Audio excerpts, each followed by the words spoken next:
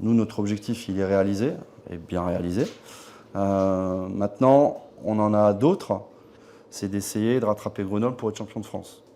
Dans les coulisses du gymnase des Malteries, Bruno Boesch distille ses dernières consignes avant d'affronter Gonfreville. Mais l'essentiel est ailleurs pour les SAB. La saison prochaine, le club barinois va faire son entrée dans un autre monde, celui de la 2e division. C'est vraiment une entrée dans le monde professionnel et il y a un pas de géant, vraiment, à tous les niveaux. Il va falloir être malin dans la structuration et dans la construction de l'équipe. Il y a une vraie restructuration professionnelle à engager. Donc en termes de budget, par exemple, on était sur un budget de 630 000 €. Là, on passe à un budget de 940 000 €. Des salariés qui vont forcément arriver.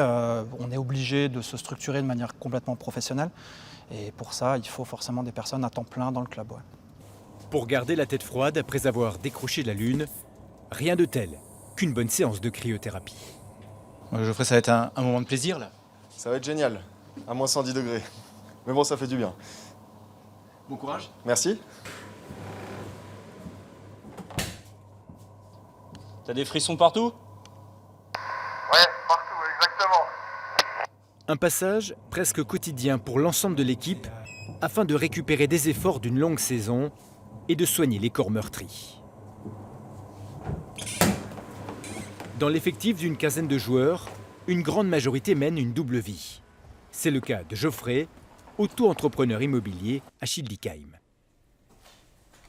Je vais te poser la même question, Alex. On n'est pas encore complètement professionnel, donc de toute façon, pour la plupart, on a besoin d'avoir une activité professionnelle à côté.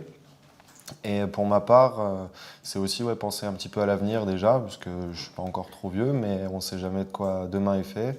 Mais le hand n'est jamais loin, puisqu'à ses côtés un stagiaire particulier, Maxime Duchesne, l'un des 2 gardiens de l'équipe. Ça nous arrive de parler hand, mais il est sérieux et il est en stage, mais en tout cas, il travaille bien. Et c'est plus moi qui vais le chercher pour parler hand plutôt que l'inverse. Pour se maintenir en 2e division, la pression du public des Malteries aura son importance. Près de 1000 spectateurs par match. Ce gymnase est devenu une place importante du handball. Sur le terrain, il reste 2 matchs à cette bande de copains en National 1 avant de gravir un échelon important.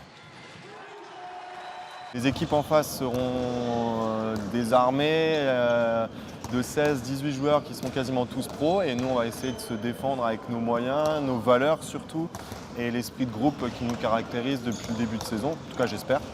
Une 2e division que les SAB affichent clairement comme une étape pour apprendre, avant d'espérer rejoindre dans quelques années l'élite du handball français, qui est aujourd'hui le meilleur championnat du monde.